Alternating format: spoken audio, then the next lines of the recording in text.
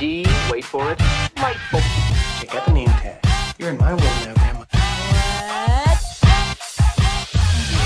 For those of us who lived for after-school cartoons and seriously fell for everything Disney had to offer back when the Disney Channel wasn't really impressive, we remember fondly the days when one could catch a lengthy block of shows such as DuckTales, Gummi Bears, and Tailspin.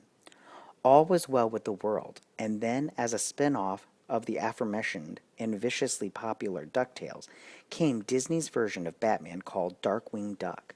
The cartoon showcased the maniac misadventures of Drake Mallard, Darkwing Duck, his adopted daughter Gosalyn, and their assistant/pilot/bumbling sidekick, Launchpad McQuack. It was literally an amalgam of everything comic book stories were made of, only drawn and scripted by Disney Animation. Simply put, perfection. During its run, the show featured a virtual superhero team of good guys and a doubly impressive rogues gallery of bad guys. Darkwing's friends included Gizmo Duck, the robot, Morgana, the sorceress, and Stagmut, the dinosaur duck. Yeah, those guys were odd enough, but the lineup of villains was even more impressive, and it's that group I'm breaking down here. Though there were over 40 baddies during the show's 91-episode run, there were 10 in particular that almost makes one question what kind of drugs were being passed around at that storyboard meetings. So, check them out and let's get dangerous. Jambalaya Jake. First off, he's a character of unknown origins, and on a show that revolves around anthropomorphic animals, that's saying something.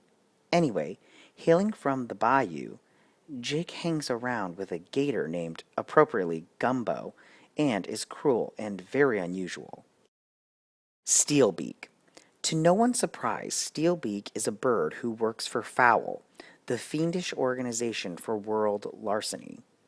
More specifically, a rooster with a metal beak no one can seem to remember the origin to, even Steely. Apparently his beak is pretty lethal because it's metal, you see. Paddywhack. What's scarier than a regular jack-in-the-box? If you guessed a spiritual inhabited jack-in-the-box, then you'd be right. And with his magic will, Paddywhack can make inanimate objects come to life, because that makes sense. Dr. Bushroot, part of the Fearsome Five, more or less Darkwing and Pal's most irritating villainous team, led by Negaduck, yes, that's Darkwing's polar opposite, comes Dr. Bushroot. This mad scientist was fiddling with the plant photosynthesis in order to create a serum that allowed regular people, well, ducks, to feed themselves via the sun. It kinda worked. And by kinda, I mean it turned the doctor into a half plant, half duck. And he can control plant life. The side effects are wacky. Chameleon. I don't know what chameleon essence is, but Camille, a scientist obsessed with the lizard's ability to blend into their surroundings, managed to extract it and use it on herself. Guess what? There were side effects. Yeah, she's a chameleon now all the time. The Liquidator. Another of the Fearsome Five, Bud Fluid, was a dog who also happened to be a bottled water salesman and something of a shyster. I think you can see where this is headed. Akin to the Joker, kind of, but fell into a vat of one of his competitors' water supply, which happened to be imbued with some kind of chemical, effectively turning Mr. Fluid into a living flood. That is to say, a water monster. Quacker Jack. The third member of the Fearsome Five is even more like the Joker because he is completely insane and uses an arsenal of weapons based entirely on toys and other playthings. Guess what? He used to be a toy maker who basically went bonkers.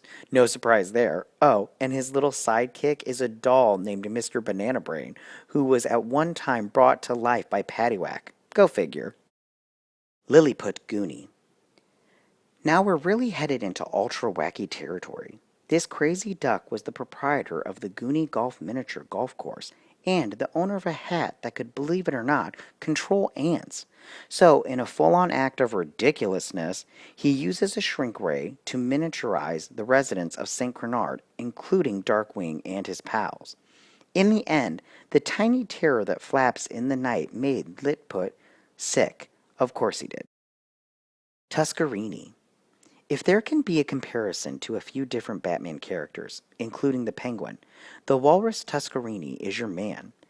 An often failed and pretty lousy film director, Tusker Irini uses the movies as a means to perpetuate his myriad of ridiculous and overproduced crimes.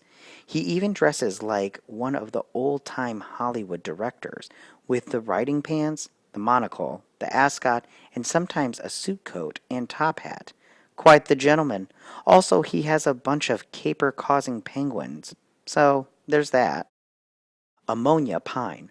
Along with her sinister, stinky sister, Ample Grime, these sadistic siblings used to be cleaning ladies when suddenly an experimental bathroom cleaner, wait, what?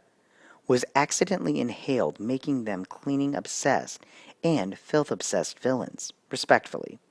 Because that happens, worse yet, Ammonia actually fears filth and goes out of her mind when something is dirty. Yes, even her sister. How this fits in as a useful power for the Agent of Foul is beyond me, but there it is. Hey nerds, if you like this video, go ahead and click that deep what icon and subscribe. If you want to see more videos like this, join me every Tuesday where you can check out the list.